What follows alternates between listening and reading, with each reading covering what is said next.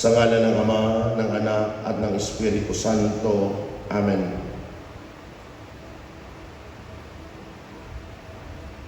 Mga kapatid, marahil sa buong buhay natin, lalong-lalo na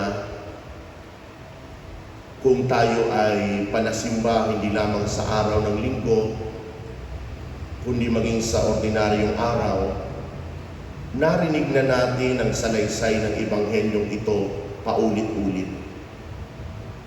Alam niyo po, ako rin, mula pa ng hindi pa ako papasok sa seminaryo, hanggang ngayon bilang pare, kapag naririnig ko ang Ebanghelyong ito, naroon pa rin sa akin ang pagkamangha. Lalong-lalo na sa babaeng ito na Cananea na lumapit kay Jesus. Pagkamangha, bakit? Dahil kung atin talagang susuriin ang salaysay, dapat tumawag sa atin ng pansin ang katangiang taglay ng babaeng ito. Una, narinig natin kung paano siya nagsisigaw sa Panginoon. Panginoon, anak ni David, mahabag po kayo sa akin. Ang anak kong babae ay inaalihan ng demonyo at masyadong pinahihirapan. Paulit-ulit niya man itong sinasabi. Sabi sa atin ni San Mateo sa Ebanghelyo, na salaysay niya, gapatok man, di tumugon si Jesus. Kumbaga, dinedbak ng Panginoon, di pinapansin. Kaya nga ang tumawag na ng pansin kay Jesus ay ang mismong mga alagad niya. Anong sabi nila? Pagbigyan na po ninyo at nang umalis, siya ay nag-iingay at susunod-sunod sa atin. Yamang ang mga alagad na ni Jesus ang nakikipag-usap sa kanya, sinabi ngayon ng Panginoong Jesucristo sa kanila, sa mga tupang naliligaw ng sambayanan ng Israel lamang ako sinugo. Patalinghaga ang kanyang tugon, subalit ito kung tutuusin, tumutukoy na ang bayan ng Israel ang siya lamang nasasaklaw ng pangangalaga ng Diyos. Paano ang babaeng ito? Hindi ba siya kasapi? Mauunawaan natin na sa simula ng salaysay, ang babaeng ito sinabi, isang Cananea. Sa madaling sabi, hindi Hudyo. At yamang hindi Hudyo, hindi siya kasapi sa bayan ng Diyos, sa tupang pinapangalagaan ng Diyos. Subalit ganun pa rin, ang babaeng ito nagpumilit kay Jesus. At ang sabi ngayon sa salaysay, lumapit sa kanya ang babae, lumuhod sa harapan, nanikluhod, at sinabi, tulungan po ninyo ako, Panginoon. Pinakita na ng babae ang kanyang kababaang loob sa kanyang pagpapatira pa sa harapan ng Panginoon. Ngayon ang tugon ni Jesus sa kanya, hindi dapat kunin ang pagkain ng mga anak upang ihagis sa mga tuta. Muli patalinghaga ang wika ni Jesus. Anong sinasabi na isa parating?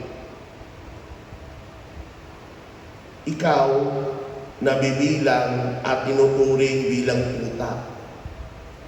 Kung gayon, wala kang karapatan na ang pagkain na dapat ipakain sa mga anak, tinutukoy na anak ni Jesus ay ang bayan ng Israel, hindi dapat yun sa iyo. Kung tayo kaya ang bigyan ng ganung pananalita ng ibang tao, masasaktan tayo. Kasi insulto yun. Subalit, ang babaeng ito puno ng kababaang loob, hindi lamang kababaang loob, kundi wala nang inaasahan at pinagtitiwalaan kundi si Jesus lamang. Kaya ang tugon niya sa Panginoon, anong sabi niya? Tunay nga po, Panginoon, Ngunit ang mga tuta man, tinanggap niya.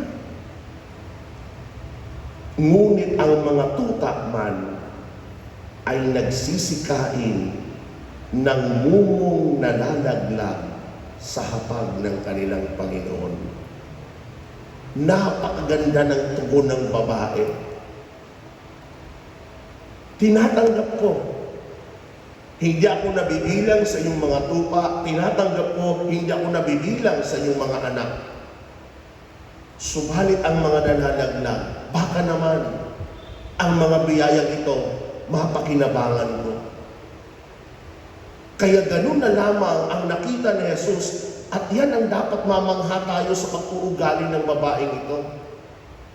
Ganun na lamang na dito narinig natin mula sa mga masasakit na binitawang salita ni Jesus. Sabi niya ngayon, napakalaki ng iyong pananalig, pinuri na ni Jesus ang babae.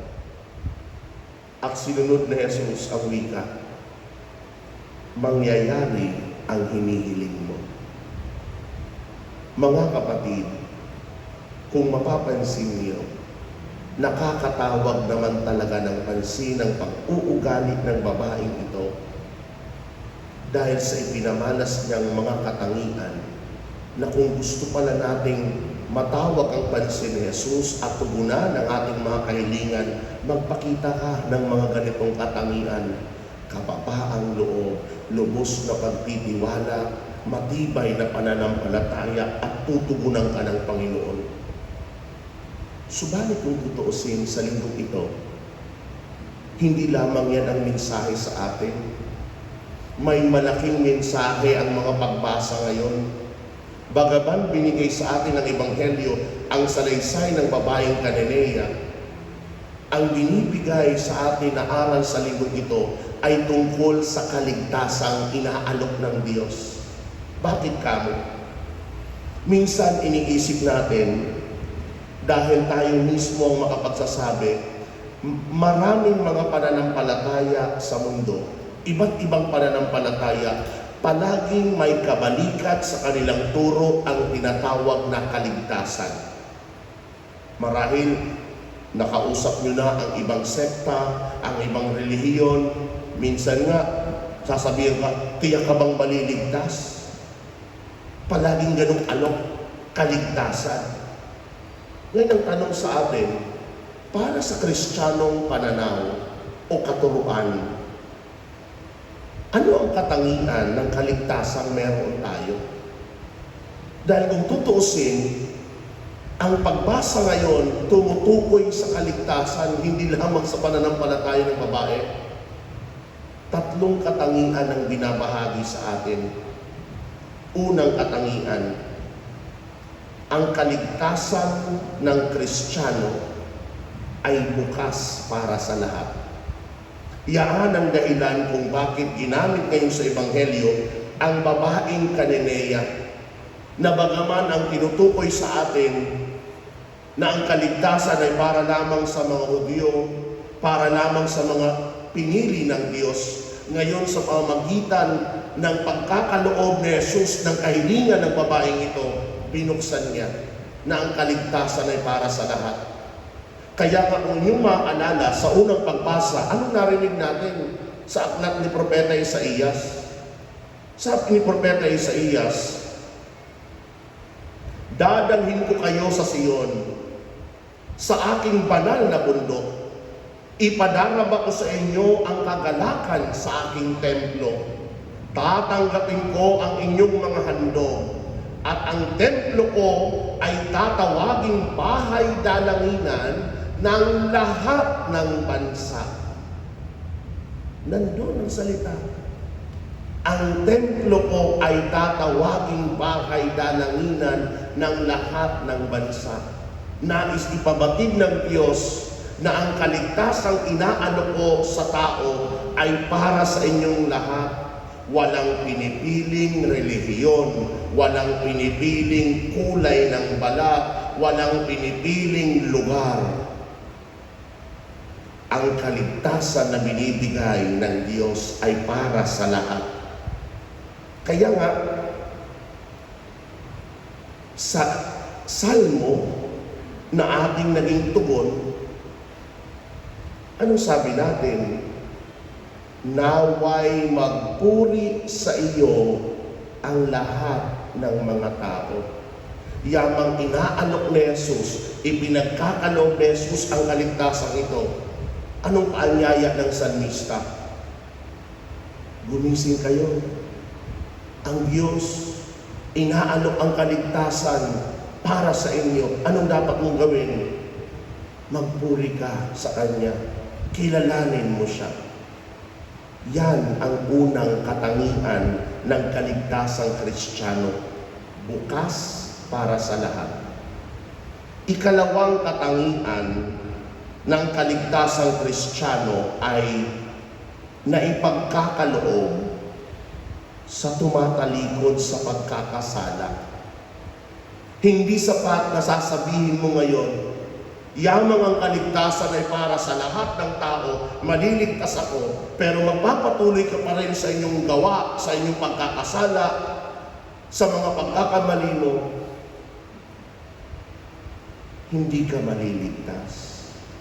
Kinakailangan ng pagtalikod sa kasalanan at pagtahak sa tamang landas. Yan ngayon ang paalaala ni San Pablo sa kanyang liham sa mga taga-Roma. Anong sabi niya? Ang Diyos ay hindi nagbabago ng isip tungkol sa kanyang mga kaloob at pagtawag. Dati, masuwayin kayo sa Diyos. Ngunit ngayon ay kinahahabagan sa panahon ng pagsuway ng mga Hudyo.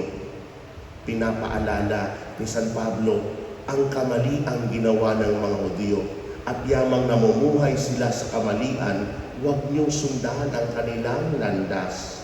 Dinagdag pa ni San Pablo, gayon din naman, sila'y naging masuwayin, ngayong kayo ay kinahahabagan upang sila'y kahabagan din, sapagkat hinayaan ng Diyos na maalipin ng kanilang kasalanan ang lahat ng tao upang ipadama sa kanila ang kanyang habag.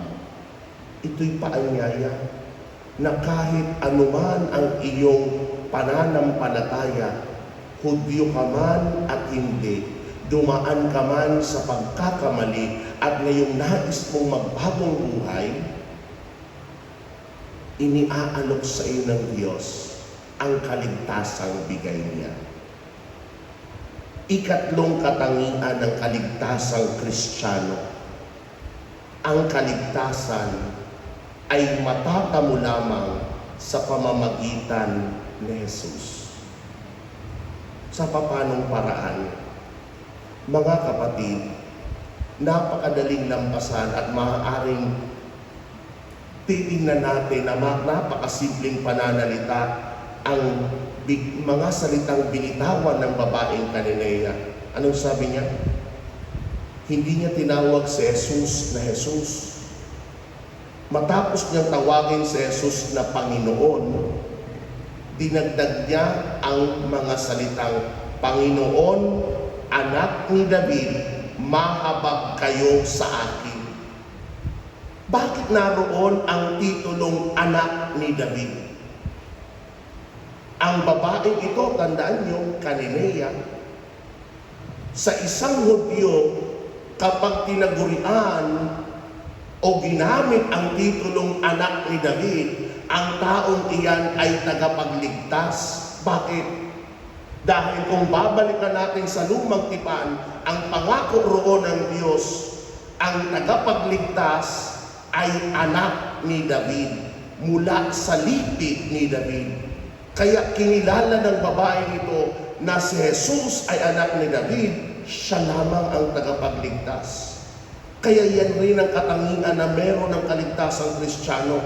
Matatamo lamang ang kaligtasang meron tayo sa pamamagitan ni Jesus. Pero tatandaan natin, dahil ito ang minsan maling katuruan ng mga kapatid nating Kristiyano sa ibang pananampalataya. Kung mapapansin nyo, sa tatlong binigay ko, halos wala naman palang pagkakaiba ang pananampalatayang Katoliko sa pananampalataya ng ibang Kristiyano. Sandali muna.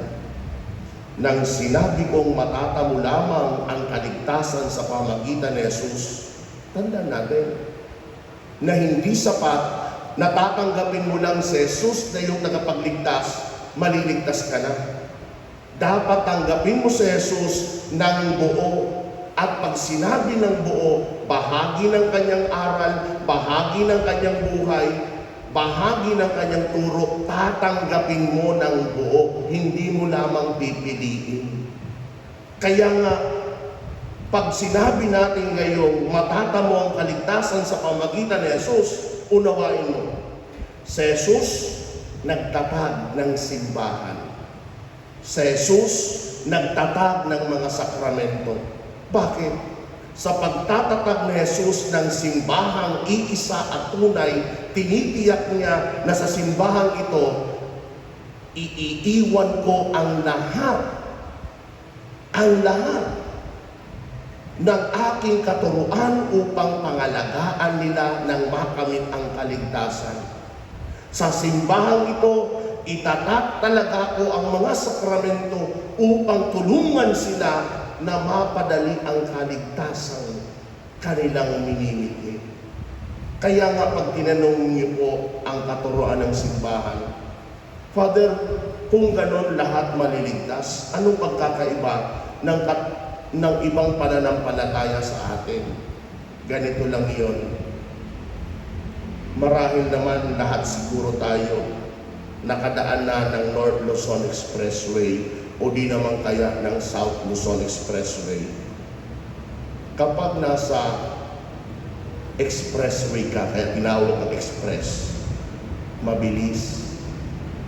Ang mananampalatayang Katoliko, tumatahak sa daan ng expressway, patungo sa kaligtasan. Ang ibang pananampalataya, dumadaan sa service road, natatraffic, naiipit, mabagal. Patungo rin sila doon, subalit natatagalan.